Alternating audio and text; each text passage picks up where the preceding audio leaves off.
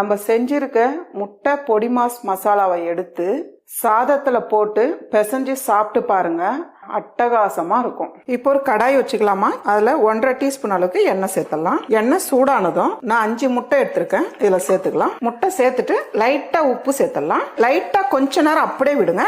இந்த அளவுக்கு பபிள்ஸ் வர டைம்ல முட்டை அப்படியே பரட்டி விட்டுடலாம். இந்த அளவுக்கு திருப்பி திருப்பி விட்டு நல்லா கொஞ்சம் பெரிய பெரிய சைஸா கட் பண்ணி எடுத்துக்கோங்க. அவ்வளவுதான். இதை ஒரு பிளேட்ல நம்ம எடுத்து வச்சுக்கலாம். அதே பேன்ல கொஞ்சமா எண்ணெய் சேர்த்துங்க. ஒரு 1/4 டீஸ்பூன் அளவுக்கு சேர்த்தா போதும். நான் ஒரு 100 கிராம் சோயா எடுத்து சுடு தண்ணியில நல்லா வாஷ் பண்ணி நல்லா புழிஞ்சு எடுத்துட்டு கட் பண்ணி எடுத்து வச்சிருக்கேன். ஈரப்பதம் சுத்தமா இருக்கக்கூடாது. இதை சேர்த்துடலாம். மீல் மேக்கரை சேர்த்துட்டு 1 நிமிஷத்துக்கு நல்லா வதக்கி விட்டுருங்க.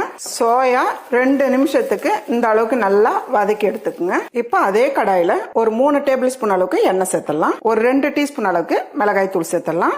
1.5 டீஸ்பூன் அளவுக்கு மல்லித்தூள், 1/4 டீஸ்பூன் அளவுக்கு ஜீரகத்தூள் சேர்த்துடலாம்.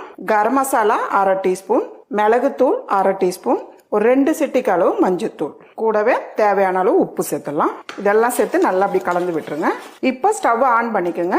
பொடியா நறுக்கின வெங்காயம் 1/2 கைப்பிடி அளவுக்கு, 2 பச்சை மிளகாய் பொடியா நறுக்கினது, ஒரு 6 பல்லு பூண்டு எடுத்து பொடியா நறுக்கிருக்கேன், இதையும் சேர்த்துக்கலாம். கொஞ்சமா கருவேப்பிலை, இதெல்லாம் சேர்த்து நல்லா வதக்கிடுங்க.